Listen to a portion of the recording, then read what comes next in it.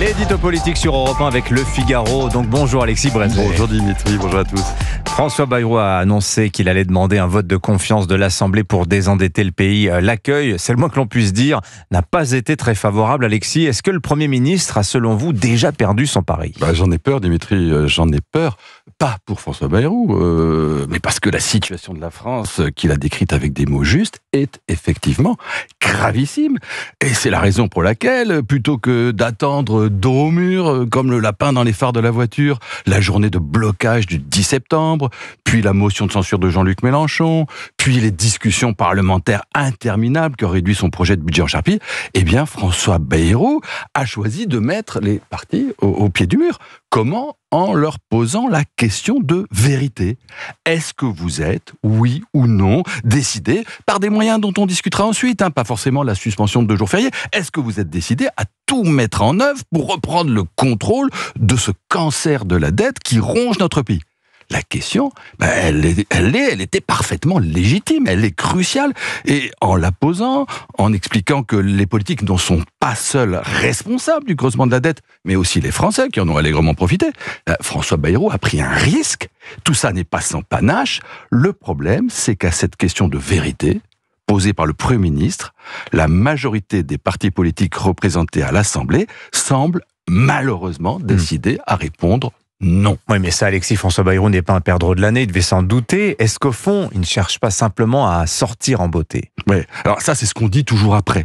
Quand l'opération a échoué, on dit « Ah il savait, c'est un suicide ». Et effectivement, ce discours courageux lui permettra, s'il tombe le 8 septembre, de quitter Matignon la tête haute, et même, maigre consolation, de dire plus tard « Je vous l'avais bien dit ».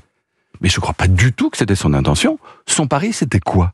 C'était que le Rassemblement national, dont on sait qu'il doit gagner en crédibilité, notamment auprès des milieux économiques, eh bien que le RN, bien sûr, ne voterait pas la confiance, mais s'abstiendrait en disant « Oui, il y a un problème grave d'endettement dans son pays. Nous ne sommes pas d'accord avec vous sur la façon de le réduire. Nous pensons, nous, qu'il faut principalement agir sur l'immigration, l'assistanat, les organismes publics inutiles. Mais enfin, sur le diagnostic, nous sommes d'accord et nous allons donc vous soumettre nos solutions, puis on verra bien si vous les acceptez. » Ça, c'était le pari d'un RN, disons, raisonnable. Il n'a pas fonctionné. Jordan Bardella puis Marine Le Pen ont aussitôt refermé la porte sur les doigts du Premier ministre. Pour le RN, il n'y a plus qu'une solution, la dissolution. Alors, est-ce que François Bayrou et Marine Le Pen ne se sont pas parlé ? Est-ce qu'ils ne se sont pas compris ? On le saura sûrement un jour, mais enfin, en attendant, comme LFI annonçait qu'évidemment ses députés voteraient contre le gouvernement et que le PS a fait savoir que jamais les siens ne voteraient pour, eh bien la messe est dite. On ne voit pas aujourd'hui par quel miracle François Bayrou pourrait échapper à un vote de défiance le 8 septembre. Et si c'est le cas, que se passe-t-il ?